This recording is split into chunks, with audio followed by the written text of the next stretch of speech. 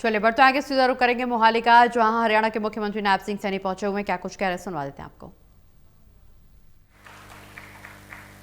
साथियों, कबीर जी ने अपनी वाणी में कहा है, क्योंकि उन्होंने जो वाणी थी, उन्होंने जो दोहे से समाज को एक संदेश देने का काम वो करते सी। कबीरदास जी ने कहा,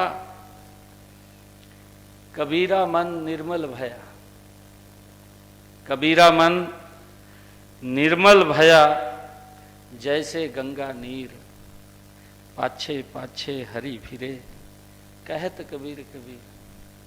ये गुरु कबीरदास जी की वाणी ये साडा मार्गदर्शन कर दिया। साथियों, आत्मा और परमात्मा को एक मानने वाली इस वाणी का उद्घोष करने वाले संत शिरोमणि कबीरदास जी के चिंतन पर मनन करने के लिए यहाँ उपस्थित इतनी भारी संख्या में आप सब लोग यहाँ आए हैं। मैं आप सब नो दोनों हाथ जोड़ करके प्रणाम भी करता हूँ, शीश नवा करके आप सबको मैं वाहिगुरु जी भला करे एक फतेह दे नाल असी शुरुआत करिए। वाहिगुरु जी का खालसा, वाहिगुरु जी की फतेह। साथियों, असी संत कबीर जी ने अध्यात्मक की जो शिक्षा दी थी, उसको आत्मसात करने वाले संत और उनके अनुयायी आप सबकी यहाँ उपस्थिति और यहाँ की आध्यात्मिक जो तरंगे बह रही हैं, साथियों, इसमें असीम सुख और शांति का अनुभव हो रहा है। मैं आप सब अध्यात्म पुरुषों को नमन भी करता हूँ। साथ ही आज इस सेमिनार का यहाँ आयोजन हो रहा है, इसके लिए मैं आप सबको साधुवाद भी देता हूँ। साथियों, कहने को तो यह एक सेमिनार है, सेमिनार के लिए हम सब एकत्र हुए हैं, लेकिन जहां संतों की वाणी, जहां संतों की वाणियां गूंजती हों, साथियों, वह संग ही होता है। जब हम संतों की वाणी के ऊपर चर्चा करते हैं तो वो सत्संग होता है।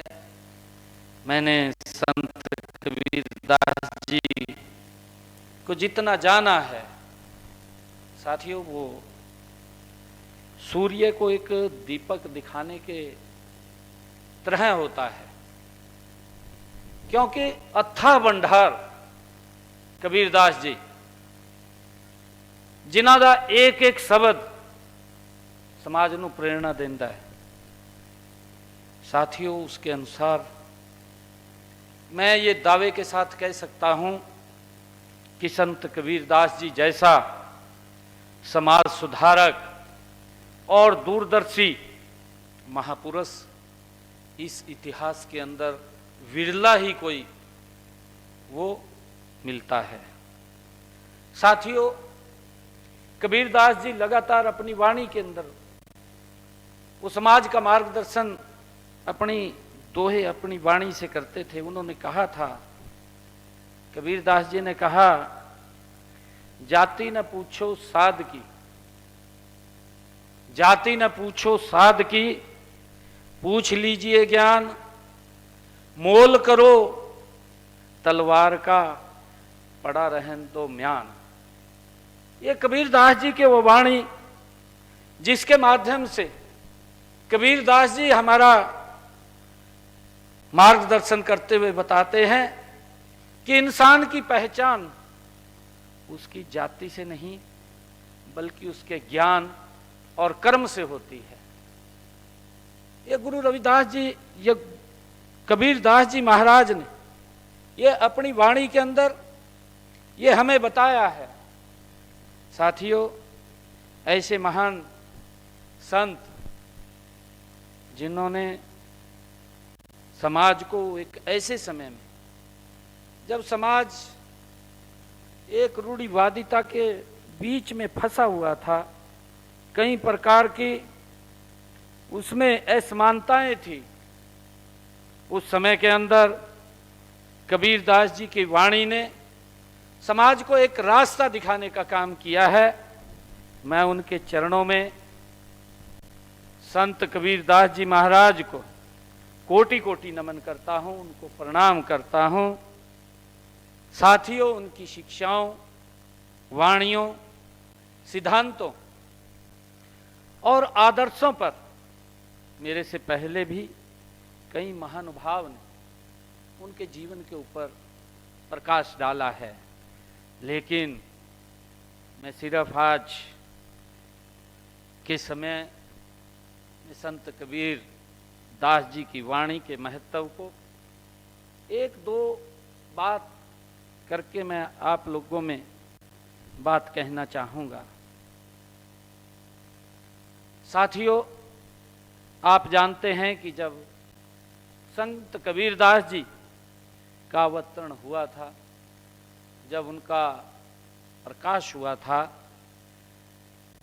तो जैसा वैर विरोध आज संसार में दिखाई दे रहा है, लगभग ऐसे हालात वो तब भी थे, तब भी इसी प्रकार के हालात थे। तब उन्होंने इनके खिलाफ आवाज उठाई थी अपनी वाणी से, और आज आप वैसी ही आवाज उठाने के लिए यहां एकत्र हुए हैं। साथियों, संसार जब युद्धों की आग में आज तप रहा है, हम देख रहे हैं मिडिल ईस्ट के अंदर जो स्थितियां पैदा हो रही हैं, तो यह सेमिनार और भी अधिक प्रासंगिक है। साथियों, मुझे विश्वास है कि यहां कबीर दर्शन से जो निष्कर्ष निकलेंगे वे आज के मानव समाज को प्रकाश और किसी प्रकार के भेदभाव के खिलाफ क्रांतिकारी वो आवाज बनेंगे। साथियों, हमारी संस्कृति के विश्व शांति के भाव को पूरे संसार में हम पहुंचाएंगे भी, सच्चे मार्ग की ओर लोगों को उनकी वाणी से, जो उनका ज्ञान हमारे पास है, जो उनकी वाणी है, उससे हम लोगों को प्रेरित किया भी है। साथियों, मैं एक बात मुझे याद आ रही है। कबीर जी, जो बुजुर्ग, हमारे बुजुर्ग बात करते थे, बुजुर्गों से, क्योंकि जब कोई चर्चाएं चलती हैं उनसे ही ज्ञान प्राप्त होता है, वो आगे लगातार ट्रांसफर होता रहता है। और हम अपने जीवन में देखते हैं, जब बचपन के अंदर बुजुर्गों को, आज जमाना बड़ा एडवांस हो गया, नहीं तो पहले बच्चे बाबा के पास जाते थे, दादी के पास रहते थे और उनसे कुछ न कुछ बहुत सारी बातें सीखने को मिलती थी। परंतु आज जमाना कुछ बदला है। मुझे ध्यान में है, मैंने जो बात को सुना है कि संत कबीर जी बाजार में एक बार कपड़ा बेच रहे थे। वहां पर एक लड़का उन्हें परेशान कर रहा था और बार बार पूछ रहा था कबीर जी को कि इस कपड़े के दाम क्या हैं। वो लड़का उसको बार बार पूछ रहा था। कबीर जी ने उसको कहा कि इसका दाम 4 अन्ने है। लड़के ने वो कपड़ा उसका हाथ में लिया और बीच में से फाड़ दिया और फाड़ करके कहने लगा कि इसका दाम क्या है। कबीर जी ने उसको कहा, जब उसने उसका दाम पूछा तो कबीर जी ने कहा कि इसका दाम अब 2 अन्य है, क्योंकि जब उसने 4 अन्य बताया था, उसने वो कपड़े को फाड़ दिया तो कबीर ने कोई प्रतिक्रिया व्यक्त नहीं की। उसने कहा कि इसका दाम अब 2 अन्य है, और लड़के ने फिर उस कपड़े को पकड़ा, फिर उसको फाड़ दिया और फाड़ करके फिर पूछने लगा कि इसका दाम क्या है। संत कबीरदास जी को कोई किसी प्रकार का उनके चेहरे पर सिकन नहीं थी, कोई गुस्सा नहीं था, और उन्होंने कहा कि अब इसका दाम 1 अन्य है। तो उसने उस कपड़े को पकड़ा लड़के ने, और लड़के ने उस कपड़े को पकड़ करके और फाड़ दिया। जब उसने वो भी फाड़ दिया तो वो पूछने लगा कबीरदास जी को कि इसका दाम क्या है। कबीरदास जी ने उसको उत्तर दिया कि अब इसका कोई दाम नहीं है, कोई मूल्य नहीं है। साथियों, कबीरदास जी ने मुस्कुराते हुए, हंसते हुए कहा कि बेटा, अब यह कपड़ा किसी काम का नहीं रहा है, और इसलिए इसकी अब कोई कीमत नहीं है। ये कबीरदास जी ने उस लड़के को कहा, और जब लड़के को कबीरदास जी ने बात कही तो उसको फिर अपनी गलती का एहसास हुआ। उसको बात महसूस हुई कि मैंने गलत किया है। तो कबीरदास जी ने उसको कहा, जो उनकी ये वाणी है, उस बच्चे को उसने कहा, जब उसने अपना पछतावा हुआ तो लड़का कहने लगा कि ये पैसे ले लो मेरे से गलती हुई है।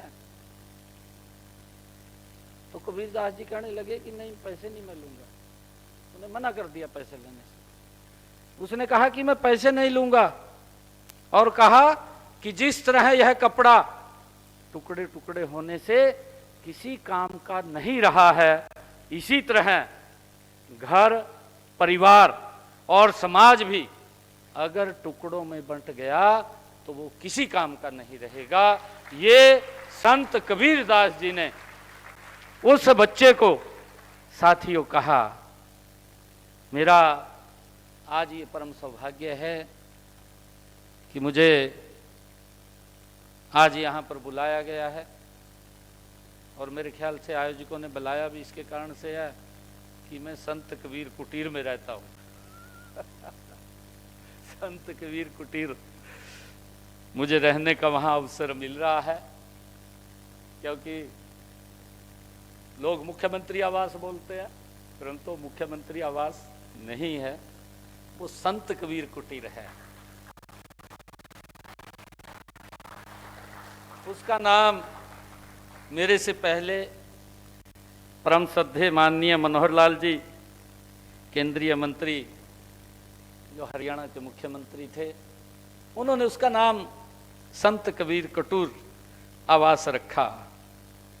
इसका उद्देश्य यही था कि आवास में, निवास पर आने वाले हर व्यक्ति को साथियों संत कबीर जैसी दूरदर्शी, समदर्शी दृष्टि से देखा जाए। ये उसका मेन उद्देश्य था। कोई व्यक्ति आए साथियों, जो संत कबीरदास जी की दृष्टि से, उस समदृष्टि से उसको देखा जाए। और साथियों, हमारी पूरी कोशिश रहती है कि हर किसी के साथ कोई भी व्यक्ति वहाँ पर आए, समान भाव से साथियों उसके साथ व्यवहार हो, ये हमारा पूर्ण रूप से कोशिश रहती है। साथियों, मुझे एक गर्व भी है कि भारतीय संस्कृति की, विश्व बंधुत्व की भावना को संत कबीर जी ने बहुत ही आसान शब्दों में और अनपढ़ व्यक्तियों के मन में भी उसको गहरे से उतारने का काम वो संत कबीर की वाणी ने किया है। वे सबके थे और सब उनके थे। हम इस बात को साथियों जानते हैं कि कबीरदास जी वो सब व्यक्ति कहते थे कि ये मेरा है, और संत कबीरदास जी ये बात बोलते थे कि सब मेरे हैं। ये बड़ी एक वाणी थी, उनका एक भाव था। और इसीलिए संत कबीर जी ने कहा है, उन्होंने कहा कबीरा खड़ा बाजार में, संत कबीरदास जी ने कहा कि कबीरा खड़ा बाजार में मांगे सबकी खैर, ना काहू से दोस्ती ना काहू से बैर। साथियों, संत कबीर सच्चे मानवतावादी थे। वो ऊंच नीच और हर प्रकार के भेदभाव के वो कट्टर विरोधी थे। साथियों, वे किसी एक जाति या संप्रदाय तक वो सीमित नहीं थे।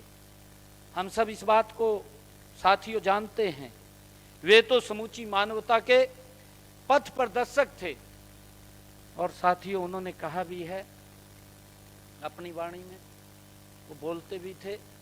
उन्होंने इसी वाणी को लेकर के कहा है कि जात पात पूछे नहीं कोई, जात पात पूछे नहीं कोई, हरि को भजे सो हरि का हो। ये संत कबीरदास जी की वाणी है।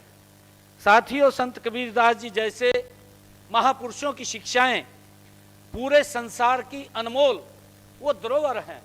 और साथियों, उनको संजोने का और उनको सहेजने की साथियों जिम्मेवारी वो किसी एक व्यक्ति की नहीं है, वो हम सब की है। साथियों, इसलिए हमने निर्णय किया है कि हरियाणा के अंदर ये पहली बार है कि हरियाणा के अंदर हमारे जो संत महापुरुष हैं, उन संत महापुरुषों की जयंतियों को हम राज्य स्तर के ऊपर मनाने का काम ये हमारी सरकार करती है। संत पुरुषों के विचारों को जन जन तक पहुंचाने का काम निरंतर हमने संत महापुरुष विचार सम्मान ये प्रसार योजना ये चलाई हुई है। इसके माध्यम से हम महापुरुषों के दिवसों को राज्य स्तर के ऊपर मनाने का काम करते हैं। और उसका उद्देश्य है कि हमारे महापुरुषों ने जो रास्ता हमें दिखाया है, आने वाली पीढ़ियों तक वो रास्ता पहुंचे, उनको उन शिक्षाओं के बारे में वो जानकारी हो। और इसीलिए जिसका जिक्र भी किया गया है कि हमने गुरु नानक देव जी का प्रकाश पर्व हो, चाहे गुरु गोविंद सिंह जी का प्रकाश पर्व हो, और चाहे गुरु तेग बहादुर जी का प्रकाश पर्व हो, और चाहे गुरु तेग बहादुर जी का शहीदी दिवस हो, हरियाणा सरकार राज्य स्तर के ऊपर बड़े पद्धर पर मनाने का काम वो कर रही है। साथियों, महापुरुषों के दिखाए हुए रास्ते के ऊपर निरंतर हमारी सरकार गति से आगे बढ़ रही है। उनकी शिक्षाओं को, जो उन्होंने समाज को एक दिशा दी है, समाज को एक प्रकाश देने का काम किया है, उस प्रकाश को आने वाली पीढ़ियों तक पहुंचाने की जिम्मेवारी वो हम सब की है।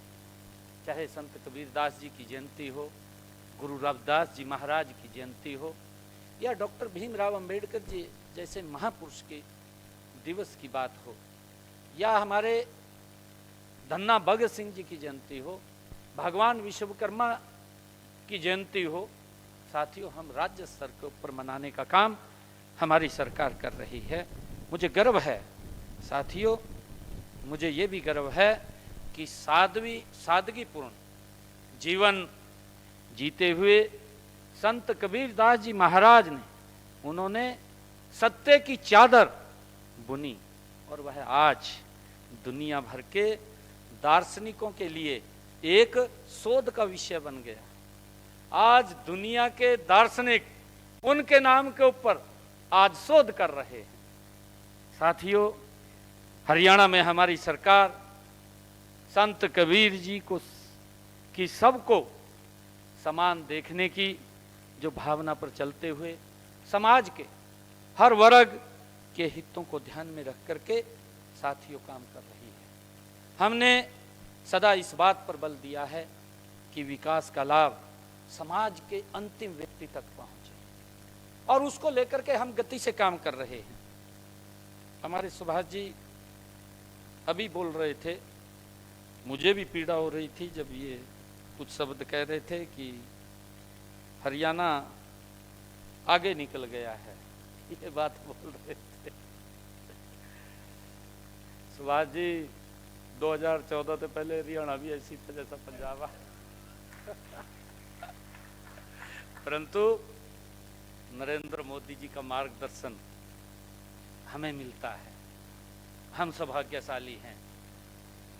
और इन 11 वर्षों के अंदर, पिछले 11 वर्षों के अंदर नरेंद्र मोदी जी के नेतृत्व में आज हरियाणा देश के अंदर जो जीएसटी कलेक्शन है उसके अंदर नंबर 1 के ऊपर हरियाणा प्रदेश है। पूरे देश के अंदर जीएसटी कलेक्शन के अंदर अभी बजट प्रस्तुत किया,